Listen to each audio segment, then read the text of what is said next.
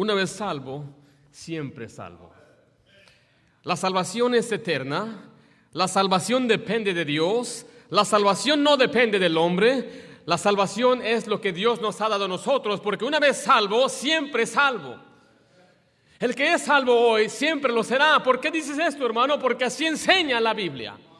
La Biblia enseña que cuando usted confía en Cristo como su Salvador personal, como el único que lo puede salvar, como el único que lo puede perdonar, el quien derramó su sangre, quien murió por usted y resucitó con poder y gloria, usted es salvo. Una vez salvo, siempre salvo. Porque hay quienes enseñan que la salvación se puede perder. Obviamente no conocen las Escrituras.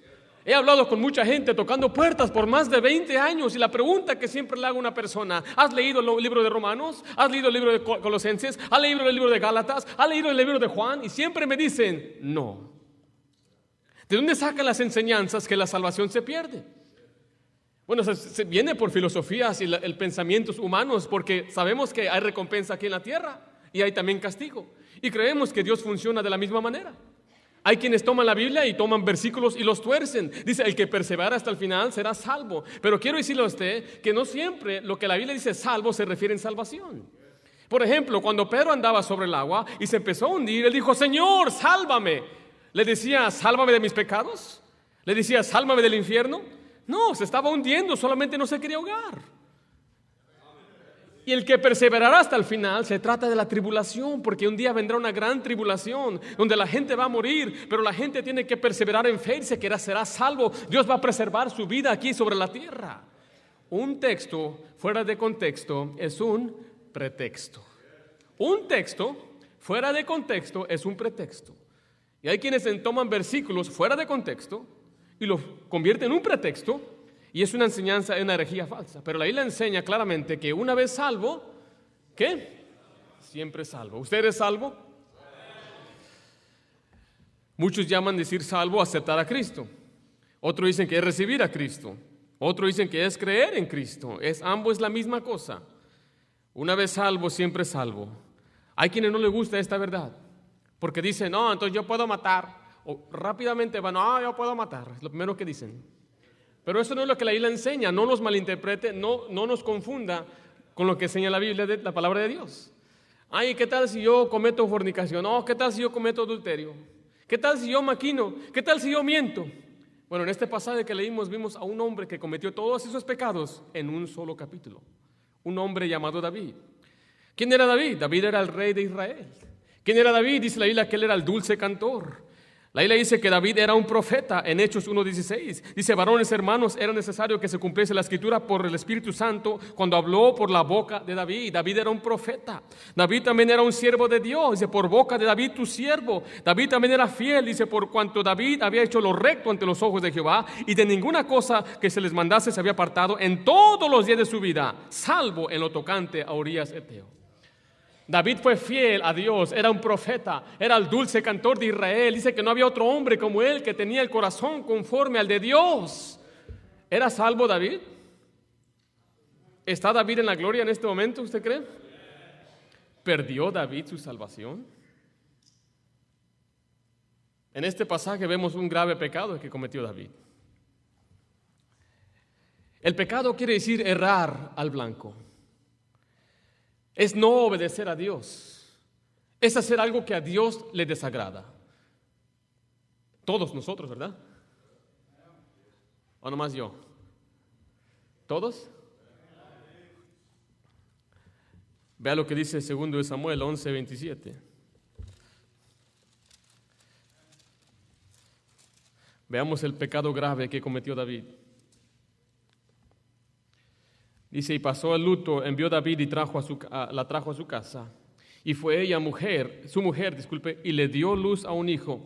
Vea lo que dice la última frase. Mas esto que David había hecho fue desagradable ante los ojos de Jehová.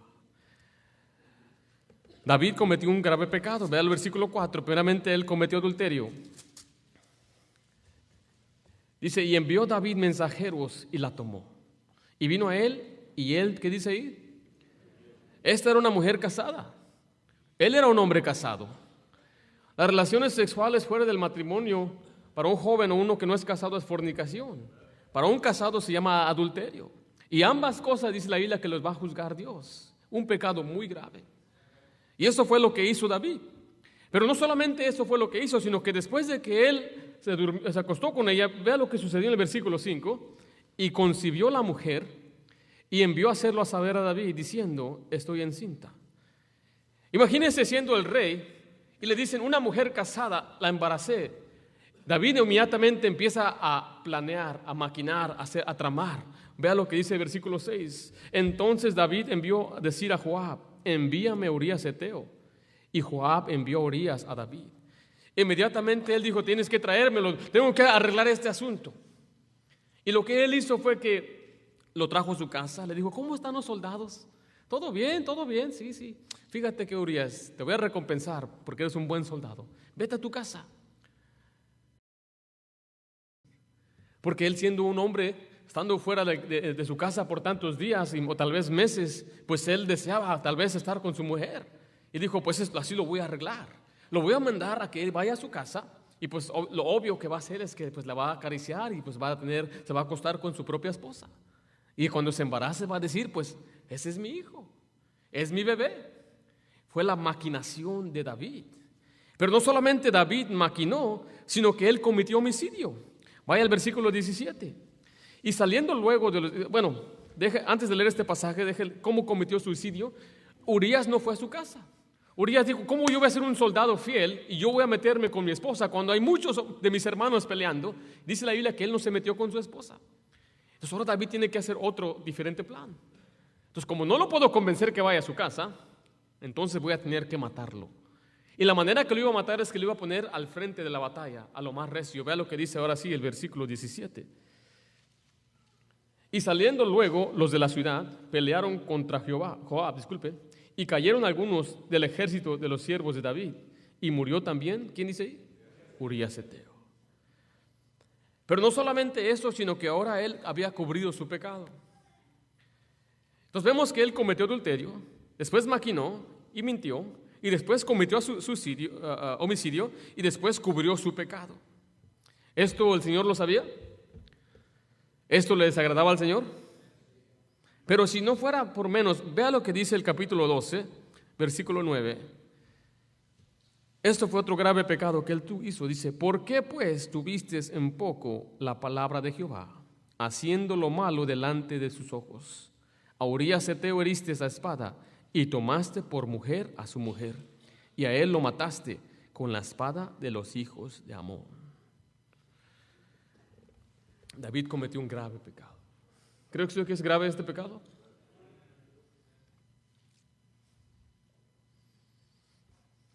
Ahora, ¿usted cree que David fue descubierto? Dice el capítulo 12, versículo 1. Vemos la amonestación de un profeta. Dice el versículo 1 del capítulo 12. Jehová envió a Natán a David y viniendo a él le dijo y le contó una historia.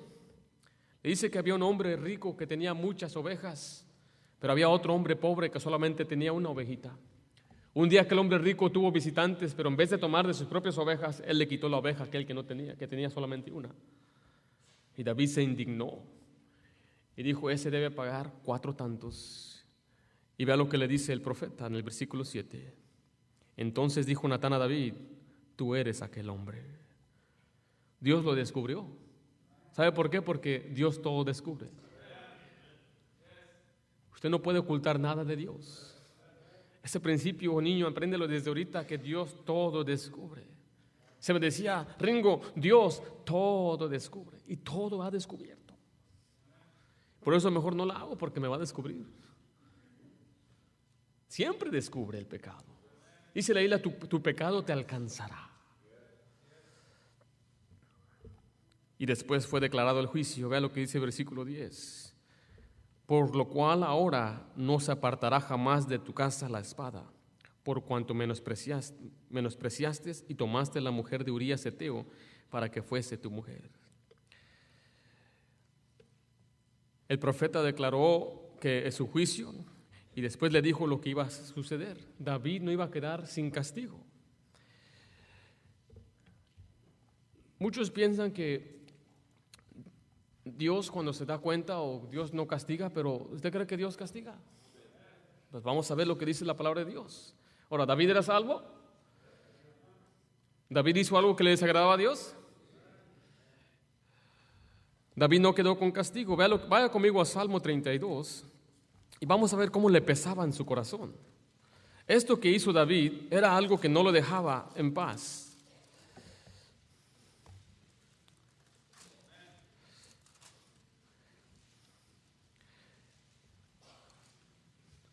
Dice el versículo 3 del Salmo 32. Mientras callé, se envejecieron mis huesos, en mi gemir todo el día, porque de día y de noche se agravó sobre mí tu mano, se volvió mi verdor en sequedad de verano. David está diciendo que le pesaba y le pesaba el pecado que había hecho, y a veces nosotros nos sentimos culpables, nos sentimos mal por lo que hacemos, y eso es algo normal que Dios nos ha dado el Espíritu Santo, pero también nos ha dado nuestra conciencia. David pagó gravemente. Vea conmigo lo que dice Proverbios capítulo 6, versículo 29.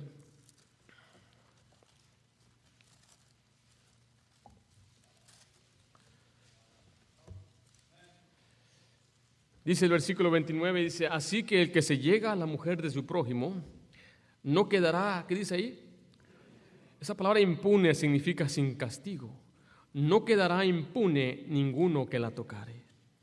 O sea que Dios mismo declara que el hombre que comete adulterio, dice, no va a quedar sin castigo. ¿Usted cree que esa persona que anda metiéndose con cualquiera después sale libre? No queda impune, no queda sin castigo. Y David tampoco quedó impune, no quedó sin castigo. Volvamos a 2 de Samuel, capítulo 12, versículo 6.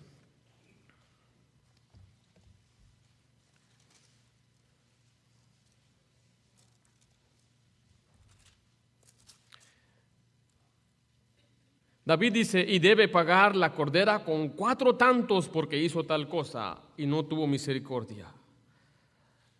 Lo que él dijo aquí, ese es el juicio que merece aquel que le quitó la ovejita, dice David. ¿Y sabe qué sucedió en la vida de David? Dios le quitó a él 4 hijos. Él mató a un hombre y Dios le quitó a él 4 hijos. ¿Qué duele más que nuestros hijos? Que nuestra compañía se vaya a la quiebra, que perdamos nuestros autos, que perdamos nuestra casa. No se compara a perder un hijo. He visto yo el lloro y el dolor en el corazón de las personas que pierden físicamente a un bebé recién nacido. Las esperanzas que tenían para él eran optimistas, los planes que tenían, un día va a ser un niño grande, pero esos deseos, esos sueños fueron cortos por alguna enfermedad o algún accidente. Yo veo a mis hijas, a mis chiquitas, y doy gracias a Dios por ellas y las abrazo y digo, Señor, yo no sé qué haría si tú me las quitas. Dios le quitó a Amnón, a David, le quitó a Absalón, mató al hijo de Betsabé y a otro hijo que se llamaba Adonías. 4 hijos perdió David. No quedó sin castigo. No creamos que porque somos salvos no perdemos la salvación, pero no podemos hacer lo que queramos. Y tenga usted cuidado, si usted es un padre, una madre, usted tiene hijos, por ahí llegan. Vea lo que dice 2 Samuel 12:10. Por lo cual ahora no se apartará jamás de tu casa la espada. No solamente sus hijos murieron, pero mira, Amnón, su hijo mayor, él violó a su propia hermana. Y después aquel otro hermano, medio hermano de Amnón, hermano de la hermana que él violó, lo mató. Y después Absalón se rebela contra su propio padre y se levanta con un grupo de hombres para quitarlo del reino, usurpar su reino y ponerse él de rey. Imagínense ser traicionado por su propio hijo. Y si le fuera poco, dice la Biblia que cuando él estaba en batalla, su hijo de él contra David, David decía, no hagáis daño al muchacho. No hagáis daño al muchacho por amor a mí. Pero Joab no le importó y mató al hijo de David. Y cuando le trajeron las nuevas, decía, hijo mío, hijo mío, hijo mío. Lloraba porque él tenía dolor en su corazón, tal vez porque Absalón no era un creyente y se fue al infierno su propio hijo. David pagó gravemente. ¿Y sabe qué decía David? En Salmo 51:12. Salmo 51:12.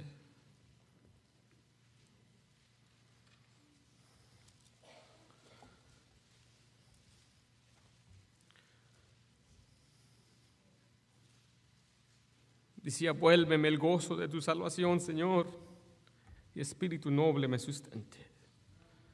Oh, David era salvo. David tenía a Cristo en su corazón, pero tenía sufrimiento a causa de su pecado. Decía, Dios, ya no soy feliz. Soy salvo, pero no tengo felicidad. Soy salvo, pero no tengo gozo en la tierra. Y decía, Señor, vuélveme tu gozo de tu salvación. David perdió su salvación. Este capítulo fue escrito inmediatamente después de que él perdió a su hijo, al bebé. Y quiero decirle a usted en este día que David no perdió su salvación, pero sí perdió su gozo. Quiero decirle también este día que Dios da seguridad al creyente. Una vez que esté salvo, usted será salvo para siempre. Igual que David, si algún día usted comete algún agravio, algún pecado, usted deshonra a Dios, usted aborrece la palabra de Dios, usted no pierde su salvación. Pero vamos a ver lo que sí pierde, porque hay un precio que pagar siempre. El creyente, primero quiero que entendamos, es que el creyente nunca deja de pecar. Cuando usted recibe a Cristo, cuando usted lo acepta, usted no automáticamente se volvió en un santo ángel. ¿Verdad que no? Usted es el mismo. Y tiene que aprender a mejorar y a crecer. Vea lo que dice 1 de Juan 1, versículo 8. Hay quienes dicen, no, mira, cuando yo acepto a Cristo ya no peco. Y me han dicho, yo ya no peco. Tengo pecas, pero ya no peco.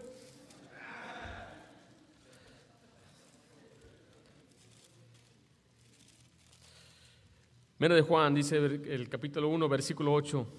Si decimos que no tenemos pecado, nos engañamos a nosotros mismos y la verdad no está en nosotros.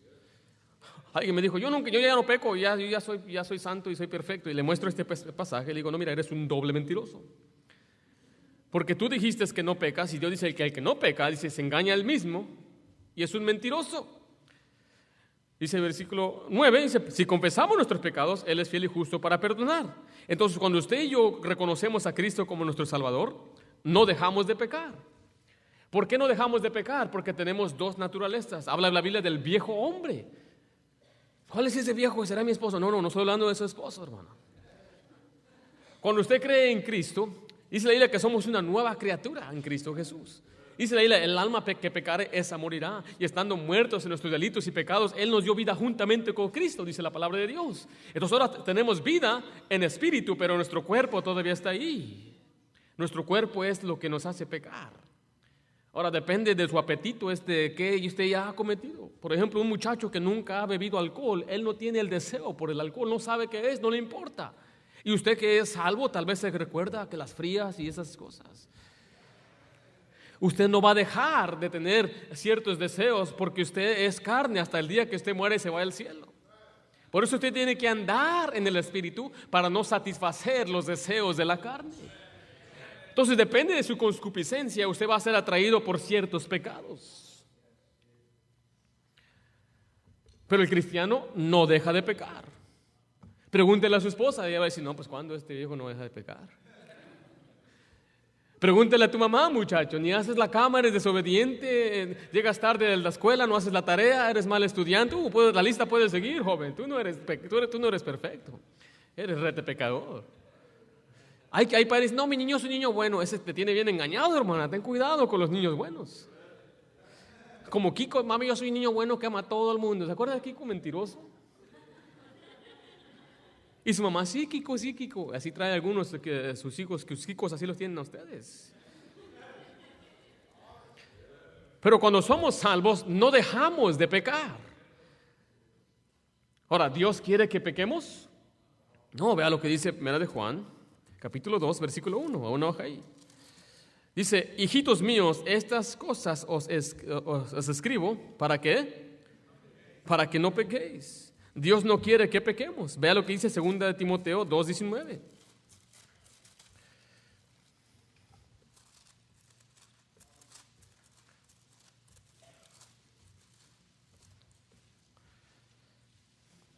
Dice, pero el fundamento de Dios está firme, teniendo este sello, conoce el Señor a los que son suyos. Y dice, y apártese de iniquidad todo aquel que invoca el nombre de Cristo. La Biblia dice que todo aquel que invocar el nombre del Señor será salvo. Esto está diciendo que todos los salvos deben apartarse de iniquidad, porque Dios no quiere que pequemos. El creyente debe confesar entonces sus pecados cuando peca. Volvamos a 1 de Juan, capítulo 1. Entonces, ¿qué hago, hermano, si yo peco? Pues tienes que confesárselos a Dios. A Dios, no a un hombre, no a un cura, no a una persona, es directamente a Dios. Antes los hombres tenían que ir con un sacerdote para que Dios les perdonara sus pecados. Pero hoy dice la Biblia que se ha roto el velo y Dios nos ha dado acceso directamente al Padre. Entonces usted cada día debe confesar sus pecados a Dios. Vea lo que dice el versículo 9. Si confesamos nuestros pecados, Él es fiel y justo para perdonar nuestros pecados y librarnos de toda maldad. Dice el 10, si decimos que no hacemos pecado, le hacemos a Él mentiroso y su palabra no está en nosotros. Entonces vemos que Dios no quiere que pequemos, pero vamos a pecar. Entonces, ¿qué hacemos cuando pecamos? Tenemos que confesárselo. ¿Cuándo fue la última vez que usted confesó su pecado? Deberíamos de confesar nuestro pecado en cuanto sea más posible. Ahorita mismo, perdóname, Señor, hágalo ahorita en su cabeza. Una buena práctica es al final del día, cuando usted vaya a dormir, ora al Señor y confiésele a Dios sus pecados. El creyente no deja de pecar. Hay quienes dicen, ya no peco yo, dale un cachetón a ver cómo responde.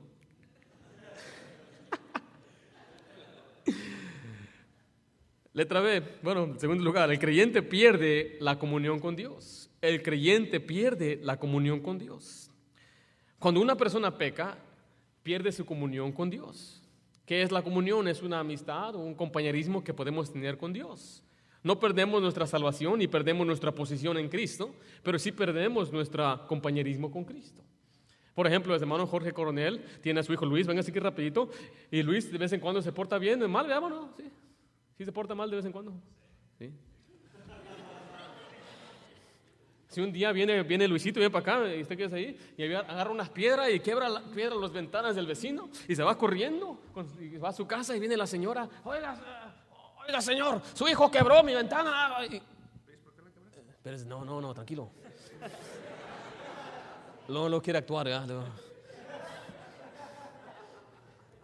Entonces, lo va a regañar, lo va a castigar y pierde su comunión. Y cuando venga el paletero y él quiere una paleta, y las paletas vienen, stop. Y luego él se para el paletero y él corre, papá, ¿me das para una paleta? ¿Qué va a hacer usted? Está loco, ¿verdad? ¿Deja de ser su hijo? Pújalo un poquito. Lárguese, aquí no dejarle para usted. ¿Le va a decir algo así? ¿Lo va a correr de su casa? ¿Le va a encerrar y decir, Luis, ya estás por tú, ya eres destituido de mi casa? Devuélveme tu apellido. ¿Le va a decir así?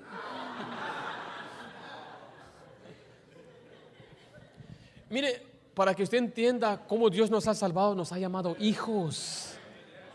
Dice que nos ha adoptado.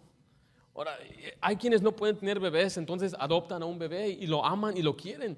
Y aquel niño se convierte en hijo de ellos. Y Dios nos dijo que fuimos adoptados, somos sus hijos, mas a todos los que le recibieron, a los que creen en su nombre, les dio potestad de ser hechos hijos de Dios. Entonces, cuando usted es un hijo, usted no deja de ser hijo de Dios. Lo que sí sucede es que ahora Luis tiene que arreglar asuntos con su papá y dice, perdóname papá porque quebré la ventana, yo sé que hice mal y yo prometo de ahora en adelante ya no voy a hacerlo, papá, perdóname. Y su papá le dice, te perdono Luis, y lo abraza. Un besito.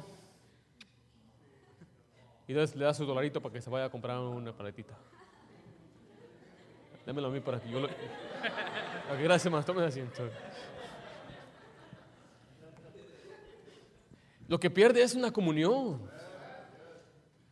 Imagínense si existiera el divorcio de hijos.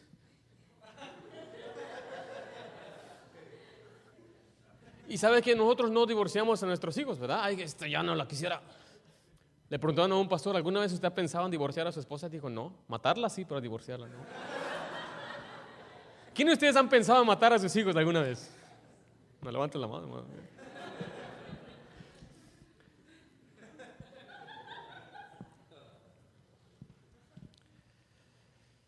El creyente pierde su comunión con Dios. Así enseña la palabra de Dios. Si usted es nuevo y es algo que está aprendiendo, usted siga viniendo a la iglesia, usted lea la palabra de Dios. El problema es que muchos se dan por vencidos porque leen 2, 3 capítulos, se cansaron, les dolió la cabeza y mejor prenden la tele. Aunque usted no entienda la Biblia, porque mire, no es un libro de Dr. Seuss, hermanos. Muchachos, es not Dr. Seuss. Green Eggs and Ham, esto no es, hermano. No es brinca la tablita y ya me cansé. Está grueso el libro. Por lo tanto, necesitas un maestro que te enseñe de la Biblia. Pero no nomás tome las enseñanzas de aquí como así se acabó. Usted regrese a su casa y escudriñe las Escrituras. Pero después de que usted ha leído de pasta a pasta esto unas 10 veces, usted va a creer, una vez salvo, siempre salvo.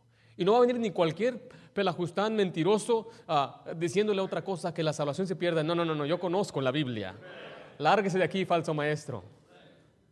Hereje, apóstol Celestino, imagínate. El profeta Astorgio dijo eso. Dicen, Ustorgio, Eustorgio. Muchas veces le pasa a usted, ¿no? El profeta Eustorgio. El creyente pierde su comunión, pero también el creyente pierde su gozo. Vea lo que dice 1 de Juan, capítulo 1, versículo 4.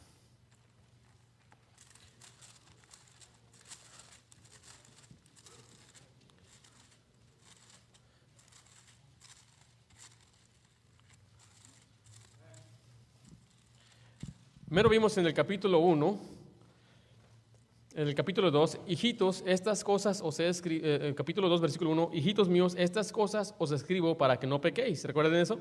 Ahora vean lo que dice el versículo 4 del capítulo 1. Estas cosas os escribimos para que vuestro gozo, ¿qué dice ahí? Sea cumplido. Una persona que vive en pecado no puede tener gozo. No vive en gozo. Quiero que usted entienda que el pecado es una ilusión de gozo. El diablo quiere que usted piense que el pecado es divertido. ¿Por qué la gente peca? Porque está buscando placer, está buscando gozo. ¿Por qué bebe la gente alcohol? Porque está buscando gozo. Ahí le dice, hay que beber y comer porque mañana, y ser alegres porque mañana moriremos. La gente busca el gozo de esa forma. ¿Por qué la gente se mete con cualquier hombre o cualquier muchacha? Porque está buscando gozo. ¿Por qué roba? Porque busca placer en algo que no le pertenece a él. Pero es una ilusión. No es un verdadero gozo, es momentáneo. Y la Biblia lo enseña. Sí, el gozo trae placer, es placentero, pero por un momento. Observe lo que dice Hebreos capítulo 11, versículo 24.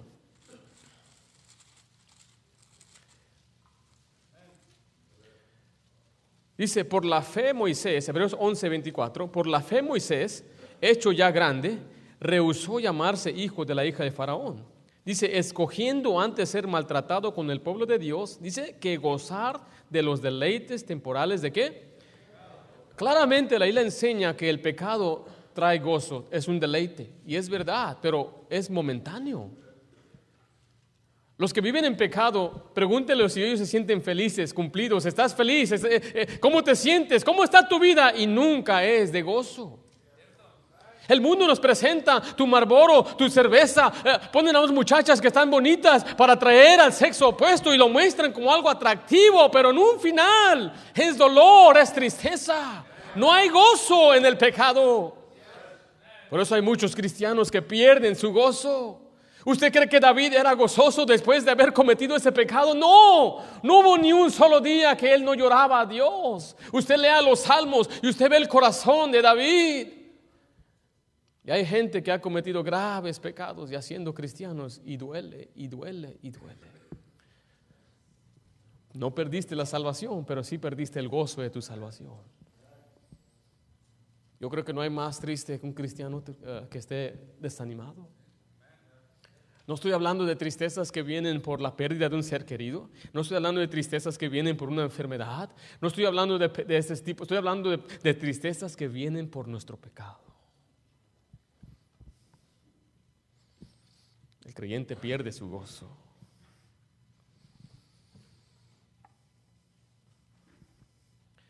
Vivir en medio de pecado también quita el gozo. Un hombre llamado Lot dice que él vivía en medio de gente malvada. Cada día dice que Él se afligía también. Las consecuencias del pecado nunca te traen gozo también. Vea lo que dice Romanos 6:21.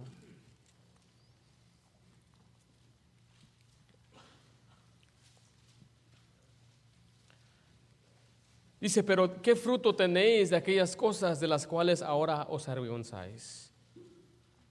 Porque el fin de ellas es muerte. Antes de usted conocer al Señor, tal vez había cometido algún pecado y en su ignorancia, y ahora le da vergüenza, ¿verdad?, hablar de esas cosas. No, ni me recuerdes. A todos nos da vergüenza que nos hablen de algo mal que hicimos. A veces en la casa bromeamos, ¿te acuerdas cuando tú hiciste eso? A mis hermanos, empieza con algo chiquito, pero va creciendo a algo más severo.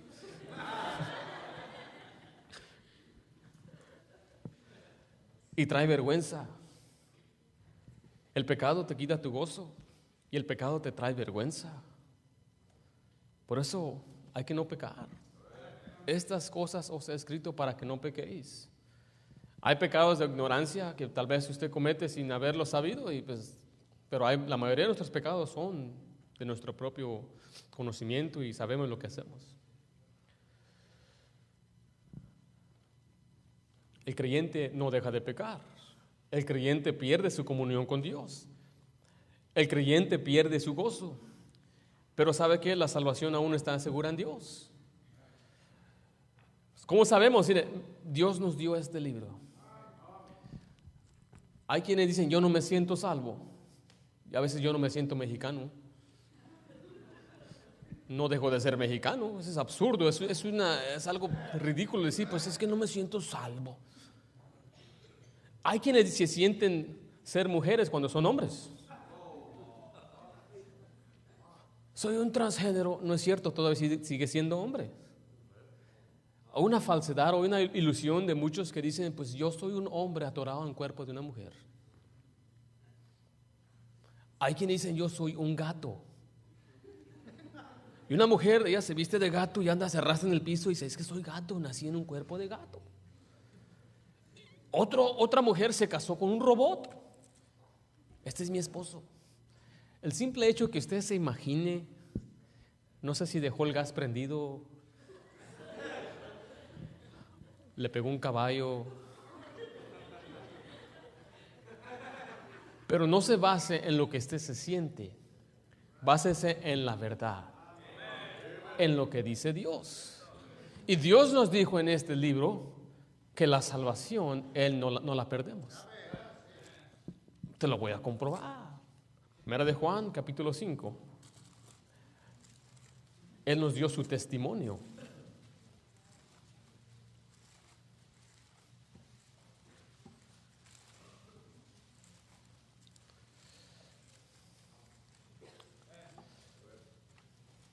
Primera de Juan, capítulo 5, dice versículo 11. Y este es el testimonio que Dios nos ha dado. ¿Qué dice ahí? Y esta vida está ¿en quién? ¿Está en las obras? ¿Está en la iglesia? ¿Está en cómo me siento? Dice el versículo 12. El que tiene al Hijo tiene la vida. El que no tiene al Hijo de Dios no tiene la vida. Su testimonio lo ha declarado sencillamente. La salvación, la vida eterna está en su Hijo.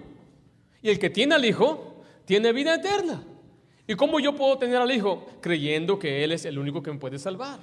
Porque eso es lo que dice en Juan capítulo 20, versículo 30. Juan 20, 30.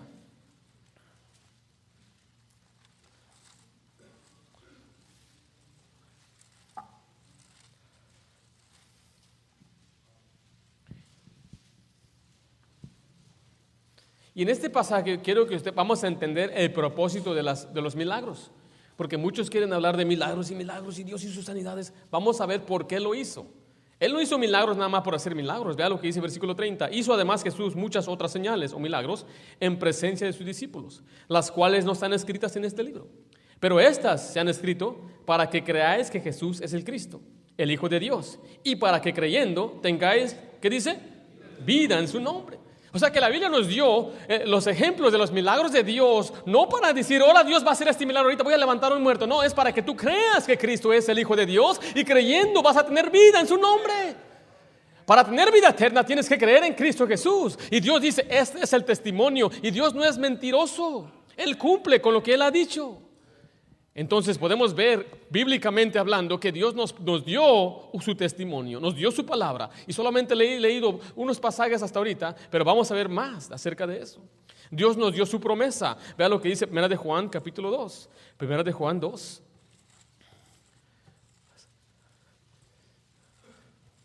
¿Esta idea es nuestra de la Iglesia Bautista? No, ¿verdad? ¿Qué estoy usando? ¿Y solamente usé 2 versículos? ¿Solamente estoy usando un pasaje ahí medio torcido en Mateo? No, ¿verdad que no? Es algo absurdo creer algo que tener enseñanzas y usted acepte cualquier enseñanza sin usted confirmar en la Biblia. La Biblia no es un libro difícil de entender. La Biblia dice que Dios no es un Dios de confusión y no es un Dios de desorden tampoco. Él quiere que el mundo sea salvo. Él escribió este libro primordialmente para la salvación de la gente. Pero hoy en día hay mucha gente que no quiere ni tomar un minuto para sentarse y leer estos versículos. Por eso ahorita le estoy mostrando más de 100 versículos para que usted se vaya ya bien lleno a cabo de la semana, tal vez no va a leer la Biblia. Dice 1 de Juan, capítulo 2, versículo 25. ¿Estamos ahí? Y esta es la promesa que Él nos hizo. ¿Qué nos hizo? La vida eterna. La promesa de Dios es ¿qué? Ahora vaya conmigo a Tito capítulo 1, versículo 2.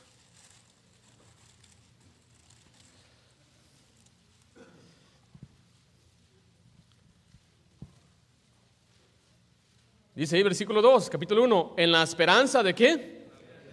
A la cual Dios, que no miente, ¿qué hizo?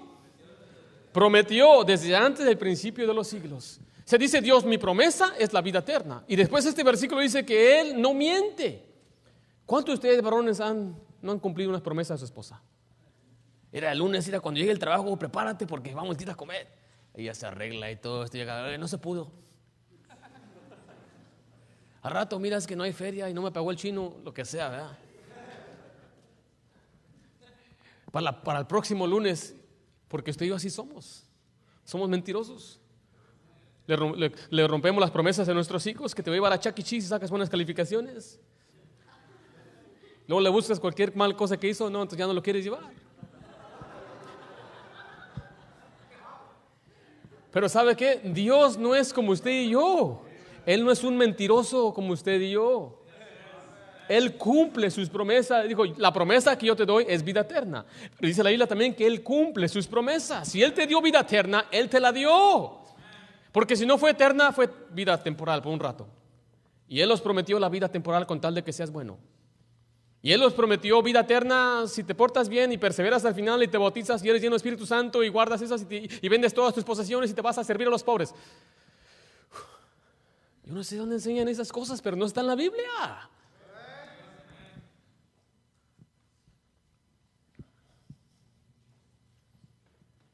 ¿Qué nos prometió Dios?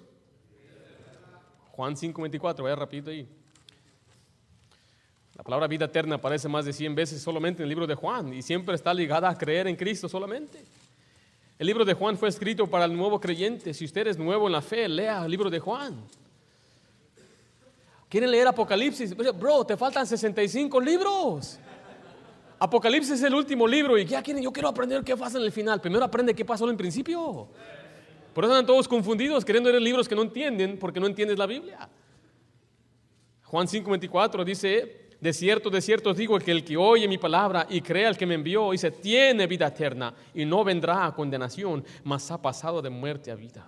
Dice, y no vendrá a condenación, no irá al infierno, no morirá eternamente en el lago de fuego. ¿Por qué? Porque tiene vida eterna.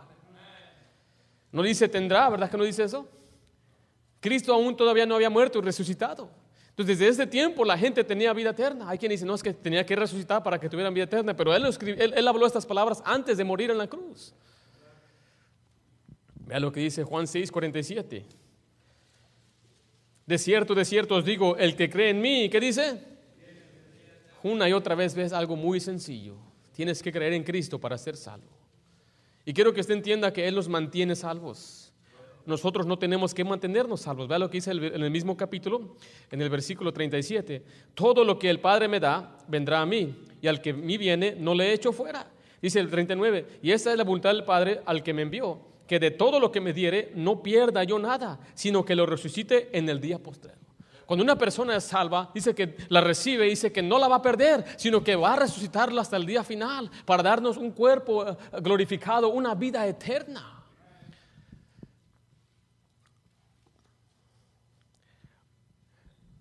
Nosotros no podemos hacer nada para perder la salvación tampoco. En Romanos 8, lo voy a leer por causa de tiempo, versículos 38 y 39, dice: por lo cual estoy seguro de que ni la muerte, ni la vida, ni ángeles, ni principados, ni potestades, ni lo presente, ni lo porvenir, ni lo alto, ni lo profundo, ni ninguna otra cosa creada nos podrá separar del amor de Cristo, que es en Cristo Jesús nuestro Señor. Nada nos puede separar de Dios, nada. Ahí le dice también que estamos en las manos de Dios. Mis ovejas oyen mi voz y yo las conozco y me siguen y yo les doy vida eterna y nadie las puede arrebatar de mi mano. Mi Padre que me las dio es mayor que todos y nadie las puede arrebatarle de las manos de Dios. Yo y el Padre uno somos, por si lo dudabas, decía Jesús.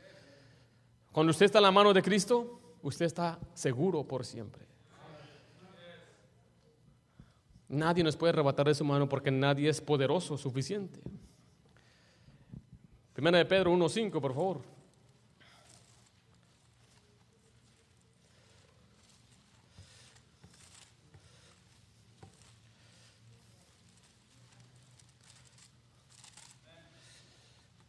Dice que sois guardados por el poder de Dios mediante la fe para alcanzar la salvación que está preparada para ser manifestada en el tiempo postrero. Ahí nos dice claramente que Él nos está guardando, la salvación la guarda Él.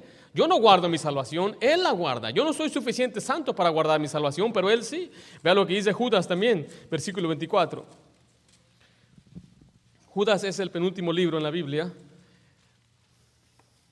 Dice: y aquel que es poderoso para guardaros sin caída y presentaros sin mancha delante de su gloria con gran alegría. Al único y sabio Dios, nuestro Salvador, sea gloria y majestad, imperio y potencia, ahora y por todos los siglos. Amén. Él es suficiente fuerte para ayudarnos sin caída y también para presentarnos limpios algún día para entrar a la gloria de Dios. Una vez salvo, siempre salvo. Una vez salvo, siempre salvo. Porque por gracia sois salvos por medio de la fe. Y esto no de vosotros, pues es un don de Dios. No por obras para que nadie se gloríe. Ay, tengo que hacer obras. Pero ¿qué dice Pablo? No por obras para que nadie se gloríe. Pero tengo que ir a la iglesia. No por obras para que nadie se gloríe. Pero tengo que dar ofrendas. No por obras para que nadie se gloríe. Pero tengo que hablar en lenguas y bautizarme. No por obras para que nadie se gloríe. ¿Alguna vez usted se ha gloriado? Algunos miré que echan un gol y se glorían. ¡Gol! Y piensa que todo el mundo lo está viendo a ellos. Y la gloria, usted siente la gloria, ¿verdad? Del gol que echó.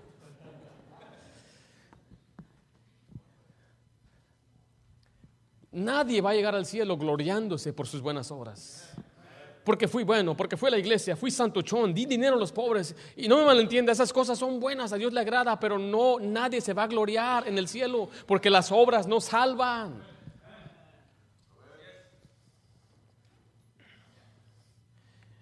En Romanos 11:6 dice: porque y si por gracia, ya no es por obra. De otra manera la gracia ya no es gracia. Y si por obras, ya no es gracia. De otra manera la obra ya no es obra. Dice Dios, o es por obra o es por gracia. Porque si es por gracia, entonces las obras no importan. Y si son por las obras, entonces ¿para qué sirve la gracia? ¿Se confundieron ahí o si me trabalenguas algunos? Vaya lo que dice también en Tito capítulo 3.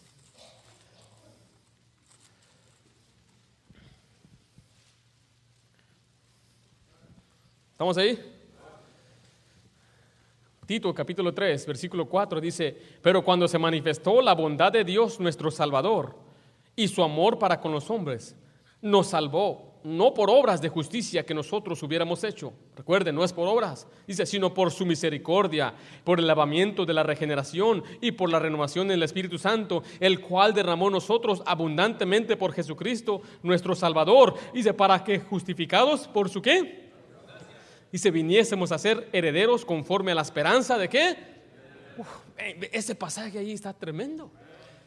Dice que Dios mismo es nuestro Salvador porque Jesús es Dios. Dice que nos salvó no por las obras de justicia, por nuestras buenas obras, por nuestro buen comportamiento, sino por su misericordia. Pero dice también mediante su gracia nos justificó para darnos una vida eterna. Una vez salvo, siempre salvo. Una vez salvo, ¿qué? ¿Usted es salvo? Entonces lo que dicen, entonces puedes hacer lo que tú quieras y vivir como quieras. No seas tonto, nadie enseña eso. Yo no creo eso. Yo no creo que ahora que eres salvo puedes vivir como se te dé tu regalada gana. No, eres una águila, no vivas entre los gallinas, ya estás viviendo allá, eres en un plano más alto. No vivas entre los marranos, no somos nosotros esas cosas. Entonces, he hablado con mucha gente y dicen, entonces tú tienes licencia para pecar. No, apenas tengo licencia para manejar. Reprobé 2 veces y apenas me la dieron. La licencia que se nos da se nos dice que no es un privilegio, no es un derecho, es un privilegio. Entonces nosotros tenemos privilegios de servir a Dios. No es que ahora yo puedo vivir como me dé mi gana. Así que el creyente tampoco queda sin castigo si peca. Gálatas 6:7 dice, no os engañéis, Dios no puede ser burlado. ¿Alguna vez sus hijos se han burlado de usted? O sea, que lo han engañado. ¿Usted pensó algo y no era verdad? ¿Cómo se siente usted? ¿Se enoja? ¿Se siente indignado? ¿Le da coraje? Pero dice la Biblia que de Dios nadie se burla. No puede usted ocultar su pecado. No puede usted ocultar lo que usted mira en su teléfono. Yo no sé qué sus cosas sucias ves ahí, pero tú no puedes esconderte de Dios. Puedes poner incógnito, joven, pero de Dios nadie se burla. Puedes esconderte y borrar todo lo que tú has visto, tu historial y todo, pero de Dios nadie se burla. Dios nos libertó del infierno, pero esto no nos da licencia de hacer lo que queramos. Dice Gálatas 5:13.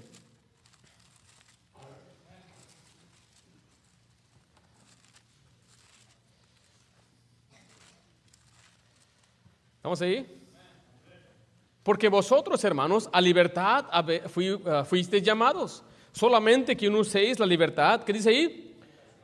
Como ocasión para la carne, sino servíos por amor los unos a otros. Eso está diciendo que Dios no nos salvó y nos dio libertad para hacer lo que queramos, sino para hacer cosas buenas para Dios.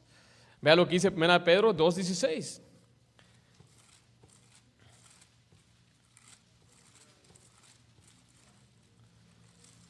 ¿Vamos ahí? Dice versículo 16, como libres, pero no como los que tienen libertad como pretexto para hacer lo malo, sino como siervos de Dios. Dios no nos da licencia de hacer lo que queramos, sino que nos ha libertado, nos dio la salvación para que vivamos para Él. La pregunta es, ¿usted vive para Dios? ¿A quién sirve usted? ¿Usted es una persona fiel a Dios? ¿Usted pasa tiempo en las Escrituras, camina en su espíritu? ¿Usted vive una vida separada? ¿Usted anda viviendo en pecado? ¿Es usted una persona pendenciera peleándose allá afuera, hablando groserías, ingiriendo drogas, mirando pornografía? ¿Es usted una persona que vive para Dios o vive para la carne? Porque es el problema que los cristianos usan mucho su libertad para vivir como quieran y después la gente no quiere nada con Cristo por el mal testimonio de un cristiano pecador. Y se pregunta, ¿por qué mi hija hizo eso? ¿Por qué tú hiciste lo mismo? ¿Por qué mis hijos no siguen los caminos de Dios? Porque tú no lo estás siguiendo. Tus hijos hacen lo que tú haces. Ellos ven lo que tú haces y que escuchan la Biblia. La Biblia es pura hipocresía. Y hay muchos jóvenes allá afuera que no quieren nada con Dios por padres desobedientes a Dios. ¿Por qué crees cuando hay padres fieles a Dios, sus hijos le siguen? Entran al instituto, se convierten en pastores porque ellos vieron un buen ejemplo de un padre que vivía en santidad. Vas a perder a tus hijos en el pecado y les vas a estar lamentando y llorando aquí. Lo he visto muchas veces, tengo más de 25 años en el cristianismo, estando yo en el servicio de jóvenes, vi a jóvenes y descarriarse y los padres lloren y lloren por culpa del mismo padre. Dios no nos da licencia para pecar. ¿Por qué crees que hay jóvenes que se mueren, jóvenes cristianos? Yo conozco jóvenes de nuestra iglesia que habían muerto porque vivían en pecado y promiscuidad, jóvenes que se murieron de SIDA. Después están llorando, soy madre soltera con 3 hijos, con 3 diferentes hombres. ¿Por qué? Si tú creíste en el evangelio. Dios no te da licencia para hacer lo que tú quieras. Vas a pagar y te va a doler. Por eso te digo hoy en día, antes de que te duela, joven, antes de que te duela, señorita, vive para Dios, vive una vida recta, en santidad. Bienaventurado el hombre que no anduvo en camino de malos, ni en silla de escarnecedores se ha sentado. Bienaventurado, feliz, dichoso vas a ser. El cristiano más feliz es el que vive más purificado de la maldad y pecado. Aunque no tenga dinero, aunque no tenga nada, es feliz y gozoso porque él sabe en su corazón, Dios no nos dio libertad para hacer lo que queramos. Yo he dicho muchas veces, el más feliz de nuestra iglesia soy yo, hermanos. Me dicen algunos. Fíjate. Yo soy salvo y por eso soy feliz. Pues yo también. Ok, espérate. Mis papás, los dos son salvos. No, ya perdí algunos, dicen, ya perdiste. Mis dos abuelos, los abuelos por los dos lados son salvos. Mis hermanos son salvos. Mi papá es un pastor. Él me predica y me regaña desde aquí también. Estoy casado con una tremenda cristiana y tengo hijas creciendo en el camino de Dios. ¿No hay razón de ser feliz? Y por eso yo le decía muchas veces a los jóvenes, yo soy el más feliz en esta iglesia. Mi hermano cuando se case podrá decir, pues yo soy feliz, y después de que tenga por lo menos 4 podrá compararse a mí, pero todavía no llega ahí. Y hay quienes nos dicen que la vida cristiana es aburrida, que la vida cristiana no hay gozo, que la vida aburrida es estar encerrado y no hay diversión. Vamos afuera a divertirnos. No, eso no es diversión. Pagar child support no es diversión. Había un hombre que pagaba debía $100,000 en child support. Eso no es diversión. El dinero que yo gasto es para mis hijas, no es para otro que se lo gaste el novio de aquella mujer. No. Eso no es felicidad, eso no es alegría. Dando dinero a otra ahorita. Y aquella, quédate con mis hijos, mamá. Pues se va a disfrutar con otro barbaján. ¿Eso es felicidad? ¿Estar llamando a Ralph? ¿Qué es llamar a Ralph cuando se levanta el domingo en la mañana borracho?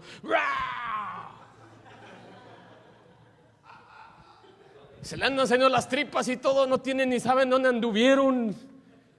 Qué triste. Una vez tocando puertas hablamos con una señorita y dice, una vez los muchachos me invitaron a una fiesta y se metieron algo en mi bebida alcohólica. Dice, y me abusaron. ¿Qué andaba haciendo ella entre ellos? Buscando felicidad. Eso no es gozo. Eso no es felicidad. El gozo es vivir en santidad para Dios. El gozo es vivir una vida recta a Dios, ante los ojos de Dios. Y no andes como muchos, dice la isla, y no giman en el final. En todo mal he andado. Jóvenes con enfermedades, hogares destruidos por una aventura. No tenemos licencia para pecar. Pero sí es cierto que una vez salvo, siempre salvo. Eso es verdad. Pero el creyente no queda sin disciplina. Hebreos capítulo 12 dice la Biblia.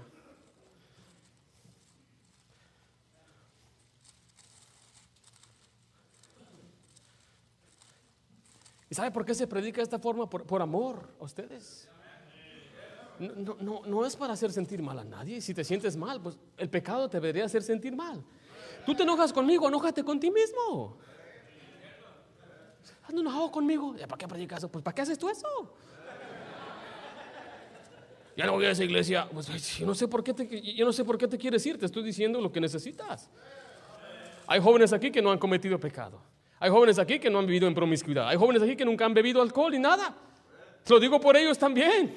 No hay gozo vivir en pecado, jóvenes. El gozo más grande es que un día tú te cases con la persona correcta. Y aquí va a estar, mira, dándole un beso. ¿No? Come on, brothers. Aquí va a estar, mira, va a estar feliz, gozoso. Va a ser pobre, bro. Es la verdad. Yo fui pobre, bro. Yo también. Yo, joven, mira, lo único que compré fue una cama, un refrigerador y una mesa. Y es todo. Duré años sin sofás, duré años sin comprarle algo a ella, nada así. Y diga, ¿alguna vez te agüitaste por ello? Nunca, papacito, tú eres lo que necesitaba.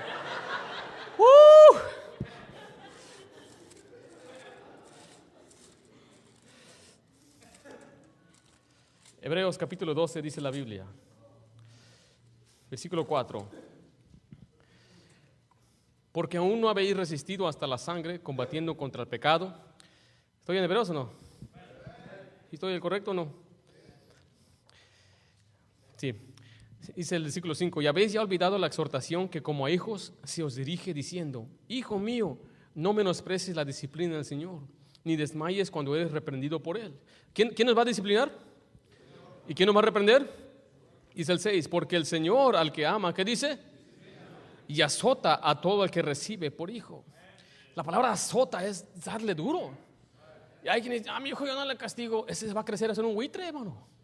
Te va a sacar los ojos. A los hijos se les debe disciplinar, así dice la Biblia. Dice que el padre al hijo que ama lo azota. ¿Y sabe cómo se azota? Con un cinturón, es el estilo mexicano. Algunos usan vara. Yo conocí a un hermano de Honduras, usaba una vara. Y la vara es más bíblica, hermanos. Y en la espalda. Pero si nosotros como padres le damos a nuestros hijos por el bien de ellos o el bien nuestro. El bien de ellos, pero ¿cómo? Si los estamos lastimando. Yo les he dicho a ustedes muchas veces, a mí me disciplinaban todos los días. No había ni un día que no venía vara sobre la espalda de este lomo. Un día. ¿Alguna vez yo le tuve resentimiento a mi padre? No. ¿Alguna vez yo sentí que era un abusón, un abusador? Jamás. Porque yo sabía que lo que se hacía era por el bien mío. Él me decía: mira, ahorita, porque hermanos, yo antes agarraba lo que no era mío. Era un ratero, pues. Y me decía mi papá: mira, ahorita estás agarrando una canica. Cuando crezcas vas a querer robar una televisión. Y vas a querer robarte un carro. Yo decía: wow. Y me daba baratas. Sópatelas. Dormía calentito, hermanos. Sin sábanas y sin cobijas, no ocupaba.